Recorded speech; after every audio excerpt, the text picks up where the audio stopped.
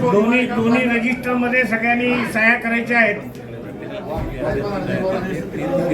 आणि आपल्याला सगळ्यांना ओळखपत्र दिले जाणार आहे. ते कामा हॉलमध्ये येताना आपल्याला ओळखपत्र आवश्यक आहे. तेव्हा आज सालाबादप्रमाणे इंटकच्या राज्याच्या कार्यकारिणीची बैठक आज पार पडली.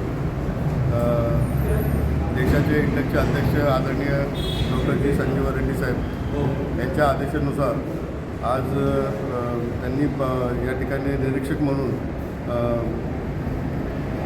ऑल इंडिया इंटकचे सन्माननीय उपाध्यक्ष सन्माननीय चंद्रप्रकाश सिंग साहेब यांना या ठिकाणी निरीक्षक म्हणून त्यांनी पाठवलेलं आहे.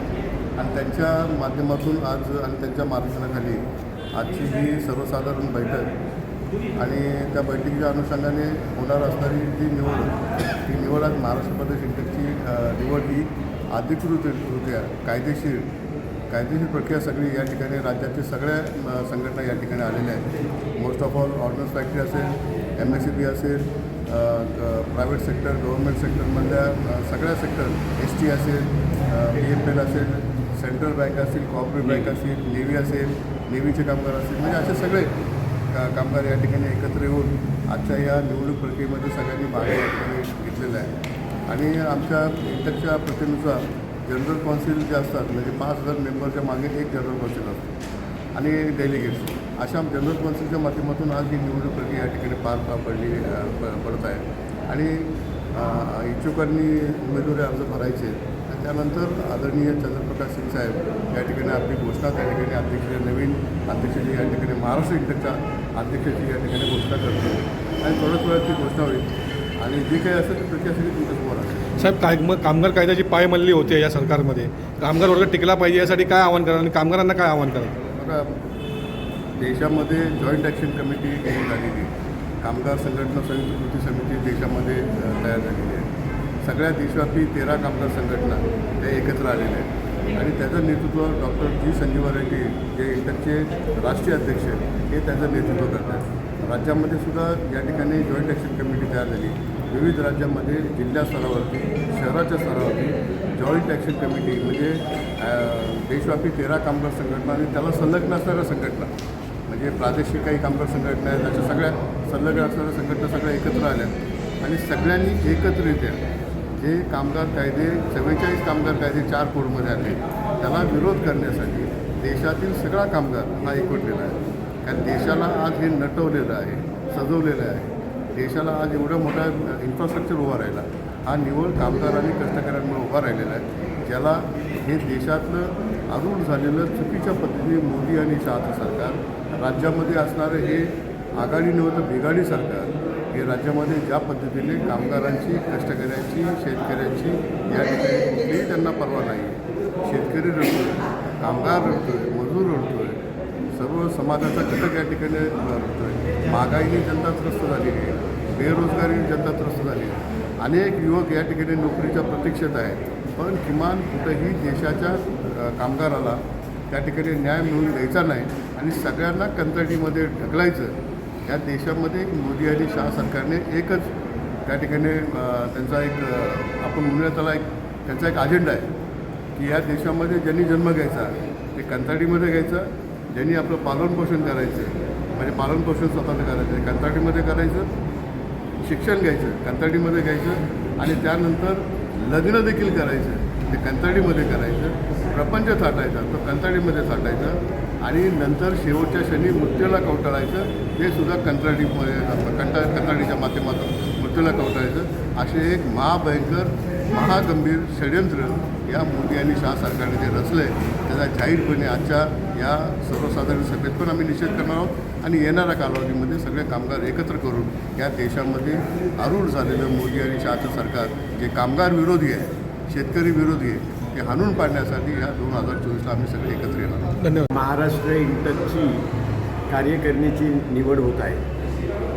केंद्रीय इंटकच्या वतीने राष्ट्रीय इंटकचे उपाध्यक्ष श्री चंद्रशेखर सिंग यांना निरीक्षक म्हणून इथे पाठवण्यात आलेलं आहे आणि त्यांच्या ऑब्झर्वरशिपखाली आज आमची निवडणूक महाराष्ट्र इंटकचे कार्यालय इथे घेण्यात आली आणि त्यानंतर आता आम्ही कामा हॉलमध्ये इथे जमलेलो आहोत. आता ती प्रक्रिया सुरू होत आहे आणि त्यानंतर अध्यक्ष, सरचिटणीस आणि खजिनदार यांची निवड करण्यात येईल. सर, या देशामध्ये मोठ्या प्रमाणात कामगार कायद्याची पायमल्ली होते या सरकारद्वारे. काय सांगाल कामगार कायदा टिकून राहण्याबाबत काय सांगाल तुम्ही? आपल्याला माहिती आहे की 2019मध्ये मोदी शासनाने शेतकऱ्यांचा कायदा हा 3 कलमी कायदा केला.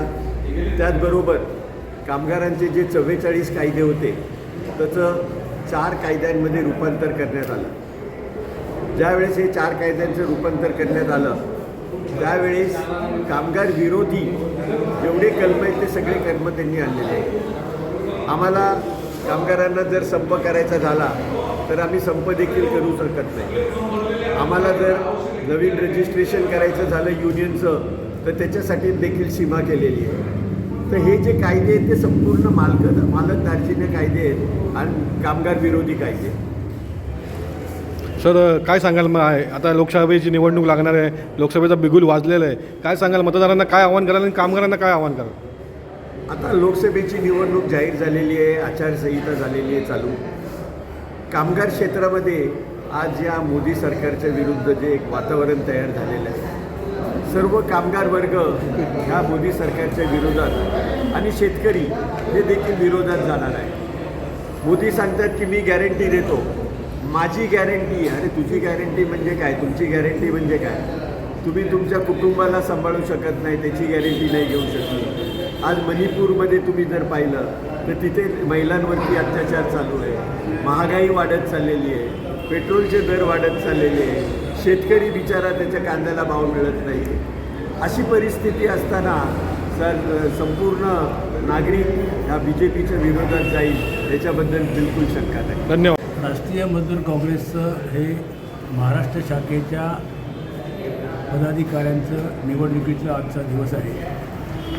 या ठिकाणी दिल्लीवरून दिल्ली इंटकचे आमचे व्हाईस प्रेसिडेंट आणि बिहार इंटकचे अध्यक्ष मान्य श्री चंद्रप्रकाश सिंग या ठिकाणी ऑब्झर्वर म्हणून आलेले आहेत.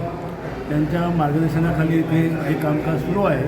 आता जेवणानंतर त्वरित या ठिकाणी ते निवड घोषित करतील.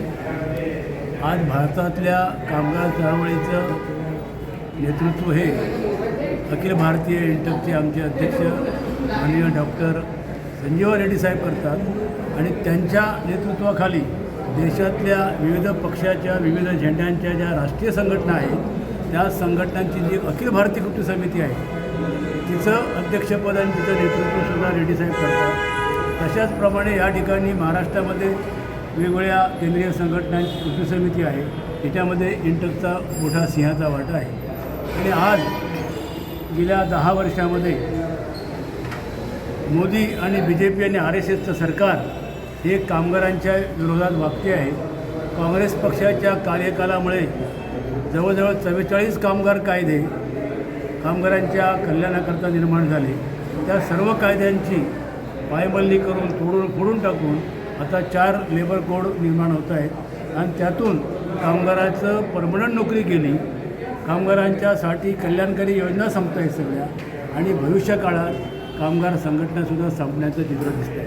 आणि अशावेळी कामगारांची संघटन आणि खऱ्या अर्थानं महात्मा गांधींच्या विचाराप्रमाणे जगा आणि जगू द्या, कामगार कार्यकर्ते किंवा कामगार नेते हे कामगारांच्या संघटनांचे ट्रस्टी आहेत, विश्वस्त आहेत आणि मालकसुद्धा या देशातले हे विश्वस्त आहेत.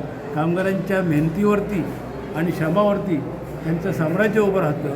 अशा तऱ्हेची ट्रस्टीशिपची संकल्पना महात्मा गांधींची राबवणारी या देशातली एकमेव संघटना आहे. कारखाना जगला, कार्यालय जगलं, नोकरीचं ठिकाण जगलं, वाचलं तरच कामगार वाचू शकतो, ही इंटकची प्रमुख भूमिका आहे.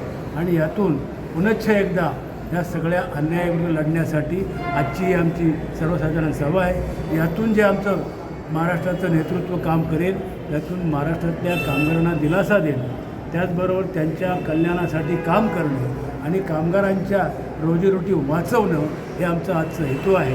अशा तऱ्हेने इंटकचं कार्यकाल पुरता चालू आहे. धन्यवाद सर.